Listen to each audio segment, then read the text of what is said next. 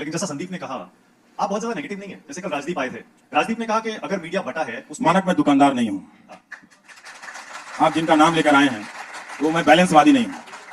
इस वक्त भारत का मीडिया भारत के अर्जित लोकतंत्र की हत्या कर रहा है। ये बात तथ्य है, ये सकारात्मक नकारात्मक की बात नहीं मैं है। राजदीप को सिर्फ इसलिए कोट कर रहा हूँ। वो आप राजदीप को कोट करते, मेरे एडिटर रहे हैं, आप किसी को भी कोट करते हैं, लेकिन जो मैं अपनी बात कहता हूं वो मैं बात कहता हूं और ये पॉजिटिव बात है। जब से राजदीप सरदेसाई की रिटायरमेंट की खबर ट्विटर पर तैरने लगी, दिल्ली के न्यूज रूम में हलचल मच गई।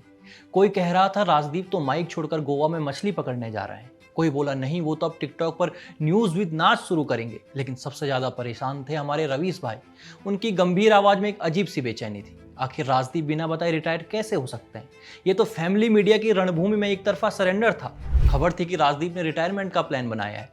ट्विटर पर कोई बोला राजदीप अब न्यूज छोड़कर न्यूज वाला नाच नाम से रील्स बनाएंगे। दूसरा चिल्लाया नहीं, वो तो गोवा में द लाली फ्री कॉटेज खोल रहे हैं। ये सुनकर रवीश का फोमो सातवें आसमान पर था।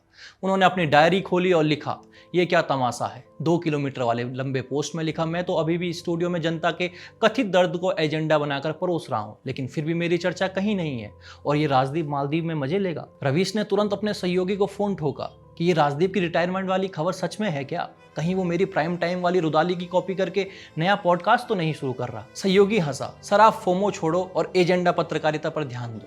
इसके बाद राजदीप ने ट्वीट किया कि रिटायरमेंट की बात फेक है, टाइगर जिंदा है, वो तो बस कॉफी शॉप में बैठकर चाटोकारिता के 101 तरीके वाली किताब लिख रहे हैं। अब रवीश का चेहरा लाल हो गया। कॉफी शॉप, ये तो कोई नया खेल है। अब मैं भी रवीश की रील शुरू करूंगा जिसमें लेट लेट कर जनता का दर्द दिखाऊंगा। उधर राजदीप ने ट्वीट करके आग में घी डाला, रिटायरमेंट? अरे मैं तो पुरी जी के सहारे गांधी परिवार की पूरी तलकर अपने चैनल को डिजिटल बना रहा हूं। जल्द लॉन्च हो रहा है मेरा पॉडकास्ट सरदेसाई का सरगम। We have become very, very polarized. And the Dhruv Rathis and Ravish Kumars are all a product of this polarization. I don't think that they're doing journalism in the classical form anywhere. No. You know, the journalism that I was taught, and maybe that's why I said I'm going to be 16 2 months, and maybe I am a dinosaur in that sense now. The journalism we were taught is please keep your opinions at home. When there are news, please just report the news.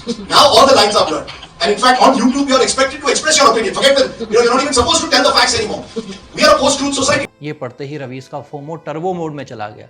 Podcast, ये तो मेरी गंभीर पत्रकारिता की नकल है। मैं भी तो रवीश की रुदाली लॉन्च करूंगा जिसमें हर एपिसोड में राजदीप की पोल खोलूंगा। अब ट्विटर पर जनता ने भी मजे लेने शुरू कर दिए। एक यूजर ने लिखा, रवीश और राजदीप की पिद्दी मीडिया की दौड़ में अब रिटायरमेंट रेस बन गई है, कौन पहले माइक छोड़ेगा। दूसरा बोला, रवीश को फोमो नहीं राजदीप से जलन हो रही है। वहीं तीसरा चुटकी लेते हुए बोला, दोनों मिलकर एक शो कर लो, 2 लाल कौन बड़ा लाल। आखिर में रवीश ने अपनी डायरी बंद की और ठंडी सांस लेते हुए बोले, चलो राजदीप रिटायर हो या ना हो, मैं तो यूट्यूब पर अपनी दुकान चलाता रहूंगा।